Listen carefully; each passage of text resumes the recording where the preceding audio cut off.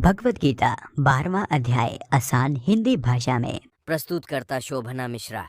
12वें अध्याय में एक और सर्वगुण परमेश्वर की उपासना और दूसरी ओर ब्रह्मा की उपासना, उस उपासना का फल, ईश्वर के प्रिय भक्तों का वर्णन, ईश्वर की भक्ति से परम गति का मिलना, इन सब के विषय में श्री भगवान बड़े ही सुंदर तरीके से बताते हैं। अर्जुन केशव से पूछते हैं, हे केशव, जो भक्त पूरी श्रद्धा और निष्ठा से तेरे व्यापक गुणमयी रूप की उपासना करते हैं और दूसरे उस अवयुक्त विनाशी निर्गुण ब्रह्मा की उपासना करते हैं, इन दोनों में योग में अधिक कौन उत्तम है? भगवान उत्तर देते हैं, पार्थ, जो लोग अपने मन को मेरे गुणमयी रूप में स्थिर करके पूरी श्रद्धा और निष्ठा से मेरी उपासना करते हैं, उन्हीं को मैं योग में सबसे उत्तम मानता हूँ। लेकिन जो लोग अपनी सभी इंद्रियों को अच्छी तरह अपने वश में करके मन और बुद्धि से भी परे उस सर्वव्यापी और सदा ही एक सा रहने वाले नित्य, अचल, निराकार, अविनाशी ब्रह्मा की निरंतर एक ही भाव से ध्यान करते हुए पूजा और उपासना करते हैं, वह सभी प्राणियों का कल्याण करने में आनंद अनुभव करते हुए, सब दशाओं और परिस्थितियों में समान चित रहते हुए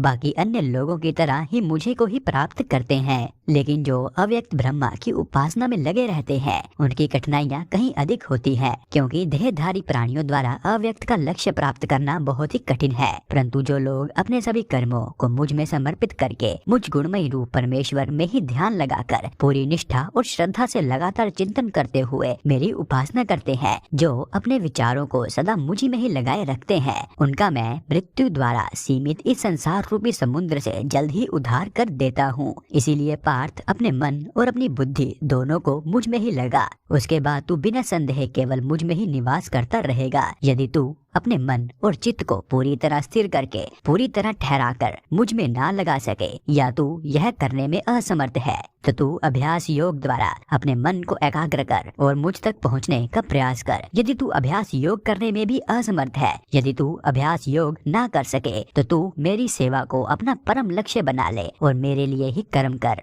मेरे लिए कर्म करता हुआ तू सीधा मुझी को प्राप्त कर लेगा। यदि तू यह भी करने में असमर्थ है, तो तू अपने मन और बुद्धि को वश में करके मुझ में शरण लेकर कर्मों से मिलने वाले सभी फलों को त्याग दे। ज्ञान अभ्यास से अच्छा है और ज्ञान से अच्छा है ज्ञान भरा ध्यान, और इस ध्यान से भी अच्छा और श्रेष्ठ है कर्मों के फल का त्याग, क्योंकि कर्मों के फल का त्याग करते ही मनुष्य को तुरंत शांति मिल जाती है। जो व्यक्ति किसी से द्वेष नहीं करता, जो बिना स्वार्थ सबसे प्रेम करता है, जो दयालु है, जिसमें अहंकार की भावना नहीं है, जो कि सुख और दुख दोनों में ही समान रहता है, जो धैर्यवान है, जो हमेशा ही संतुष्ट रहता है, जो अपने आप को मन और इंद्रियों सहित वश में रखता है, जो पक्के इरादे वाला है और जिसने अपना मन और अपनी बुद्धि को मुझ में पूरी तरह अर्पित कर दिया है, वह मेरा भक्त मुझे अत्यंत प्रिय है, जिससे किसी को दुख नहीं पहुंचता और जो किसी के दुख में विचलित भी नहीं होता, जो संसार से नहीं घबराता और जिससे संसार नहीं घबराता, जो आनंद, क्रोध, भय, ईर्ष्या, हर्ष और चिंता इन सब से रहित है, वैसे भक्त मुझे प्रिय है,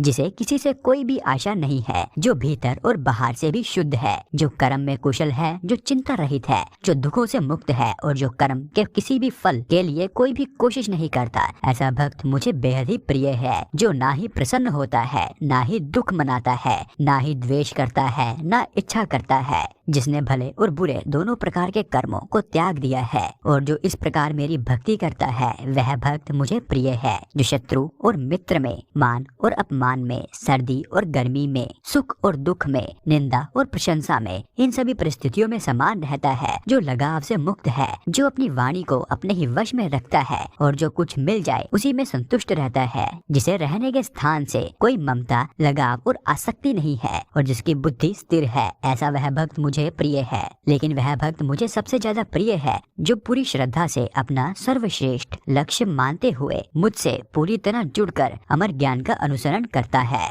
इसी के साथ भगवत गीता का 12वां अध्याय खत्म होता है। बाकी के अध्याय भी आपको जल्द ही चैनल पर देखने को मिलेंगे। इसके लिए चैनल सब्सक्राइब जरूर करें ताकि अगले अध्याय आपसे कभी भी मिस ना हो। वीडियो देख रहे हैं तो बाकी के अध्याय आपको हमारे चैनल की भगवत गीता प्लेलिस्ट में मिल जाएंगे। तब के लिए जय श्री कृष्णा।